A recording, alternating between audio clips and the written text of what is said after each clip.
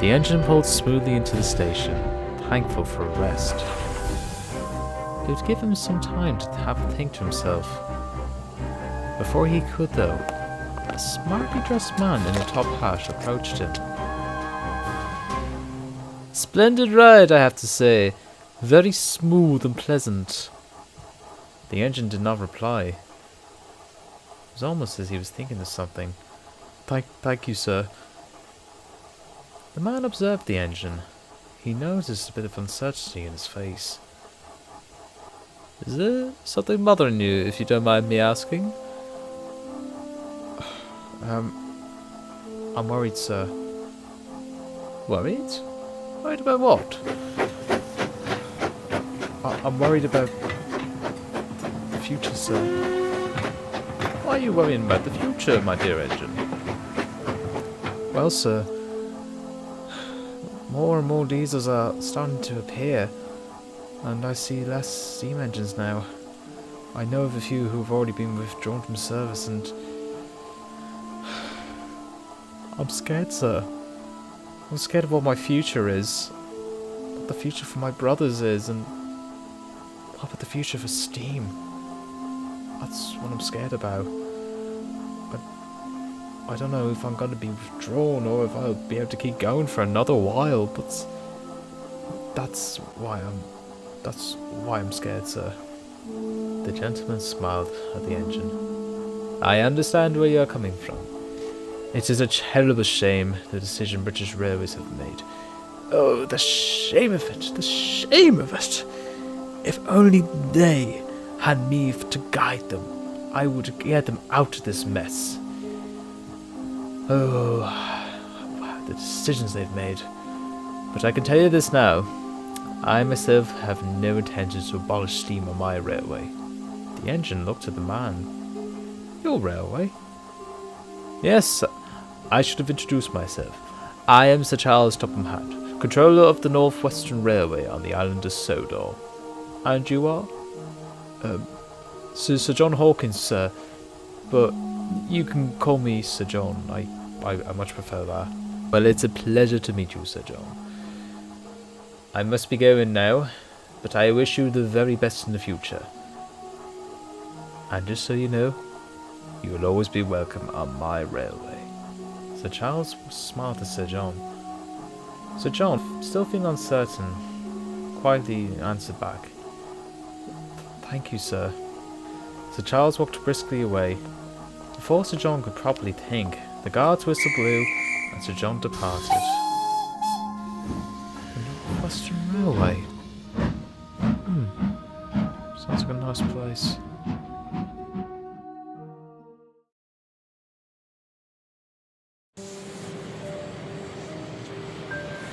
You'll make very fine scrap indeed.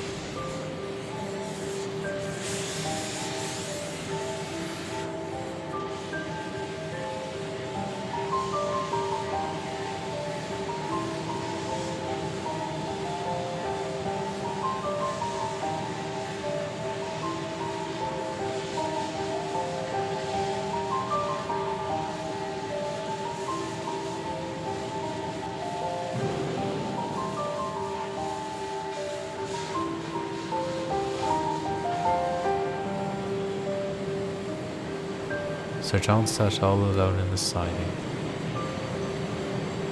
He was surrounded by withdrawn engines. All were silent, awaiting their fate. Sir John felt empty inside. His uncertainty for the future only grew.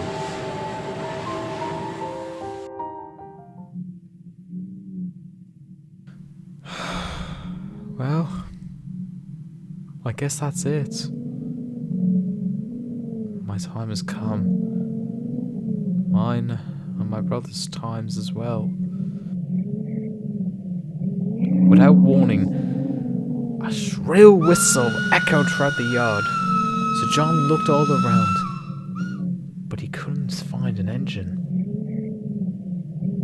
A slow, faint puffing shortly followed after the whistle.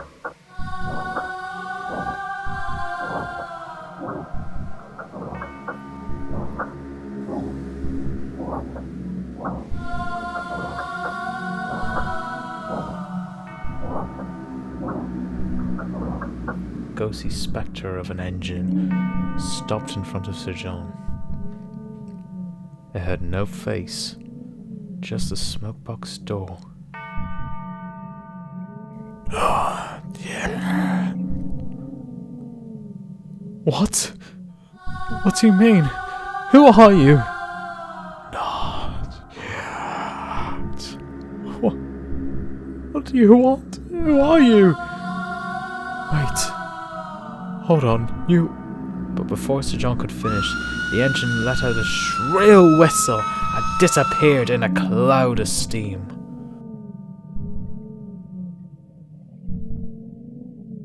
Sir John stood bewildered. He didn't know what had happened. He knew that engine though. He didn't know how, and he didn't know who it was. But something about that engine felt familiar. Dawn soon broke over the yards. Sir John did not sleep a wink. He didn't know what to think anymore. He tried thinking of something to distract himself. But before he could, he heard the yard foreman walking over towards him. He's over here, sir. Sir John looked over and saw the foreman with a familiar-looking figure with him. Sir John instantly recognized who this was. Ah, there you are. Sir Charles? Yes, indeed, Sir John. It is I. Sir, what are you doing here? I learned of your withdrawal, Sir John, and after some consideration, I feel that you are needed on my railway. What do you mean, sir? Well, as it just happens, I've just required 2 Caledonian locos. Well, rather unexpectedly 2, as I only wanted 1. But they are both there to stay. But I need another engine. An engine to help with express trains and freight trains on the main line. And I feel you are the perfect engine for the job. You mean? That's right, Sir John. I've been in talks with British Railways over the last few days, and you are now officially a Northwestern engine. Sir John was full of joy.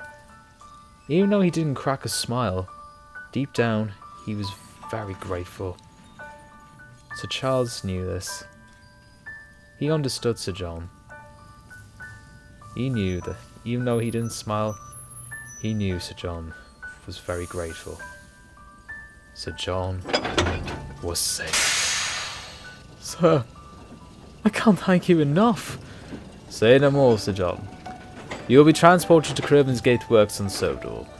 The men there will work wonders on you. You have nothing to worry about. The 2 men walked away. Sir John was left alone, but a happier engine. A few days later, Sir John was finally on Sodor. Some men were inspecting him. It had been a while since he moved, and sitting outside in the elements took its toll on him. So an inspection had to be carried out. Sir Charles walked up towards him. Ah, Sir John, I'm glad to finally see you on Northwestern Rails. You had a pleasant journey here, I take it? Yes, sir. It was a nice change of scenery from the scrapyards. I have to say, it's a nice island, this. Well, I can assure you now, you won't end up in such a place ever again. The workers here will soon have you back to your former glory before you know it. And yes, this is a very nice island, I have to say. You will soon be able to trudge along the line and explore it for yourself.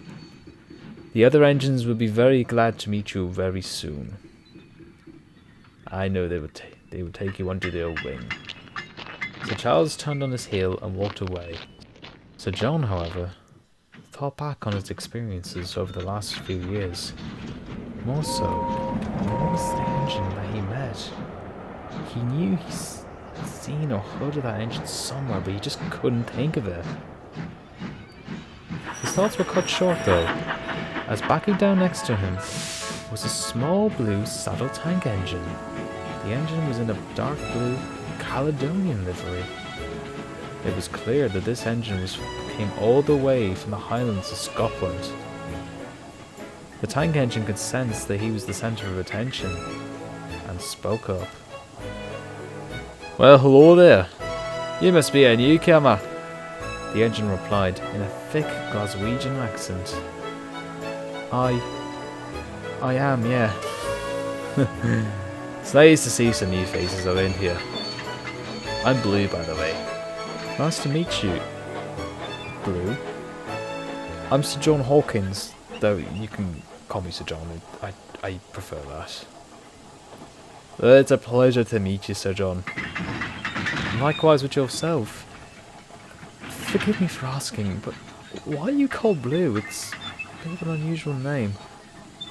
It was the name I was given. I used to work at the Glasgow Docks, and because I had this livery which Sir Charles very graciously allowed me to be repainted in, the lads at the docks called me Blue as a joke. Well, the name stuck ever since. My kind of humour, you know. I'd much rather have a silly name than an actual name, but that's just me. Interesting that, Sir John replied. Blue noticed Sir John's expression. "Do you feel a bit nervous, laddie?" "Well, to be honest, it's just everything that's happened over the last while. I've faced so much. Facing withdrawal and then being laid up at Bournemouth and facing uncertainty in my future. It's just been a bit overwhelming, to be honest with you." "I understand. Well, you've nothing to worry about now. You're in a safe haven for steam engines. The work here will be endless for you, and you'll always have a friend here." Blue gave John a reassuring smile. "Thank you, Blue." "No problem." "Something else bothering you?" Sir John looked at Blue. He could see the tank engine could sense that something was not right with him. "Well, I did encounter something just before I came here. It was a bit strange." "Aye, go on." "I won't judge you, Sir John. I'm more curious as to what this was." "Well, the night before Sir Charles came to see me, I was alone in the yards. It was night. There was a thick fog, and I heard this whistle echo throughout the yard, and this engine came towards me. It didn't have a face, and yet I heard it say something. I wasn't too sure what it said, but I think it said, 'Not yet,' whatever it meant. And then it just disappeared in a cloud of smoke." "Could you describe what this engine looked like?" Sir John thought back on the spectre that he saw. "Well, it looked to be a Western engine, and it looked like I don't know what it was, but it looked old-fashioned anyway. I'd say early 1900s. It was an old engine by the looks of it, a 440. I'm not too familiar with my Western engines now, to be honest, but Sir John looked at Blue with a disconcerted look on his face. "You alright, Blue?" "Huh?" Aye. Between you and me, laddie, let's hope we never encounter that engine again." And with that, Blue gave a toot of his whistle and puffed away. Sir John looked at Blue. "What do you mean by that?" He wanted answers, but he felt that he wouldn't get them from Blue. But he put all that aside, as he knew that it wouldn't be worth thinking about. What he had to think about now was his new safe haven. Sir John is a much happier engine now. He now runs mainline services, and in turn, Blue now works as a light shunter at Teignmouth Harbour.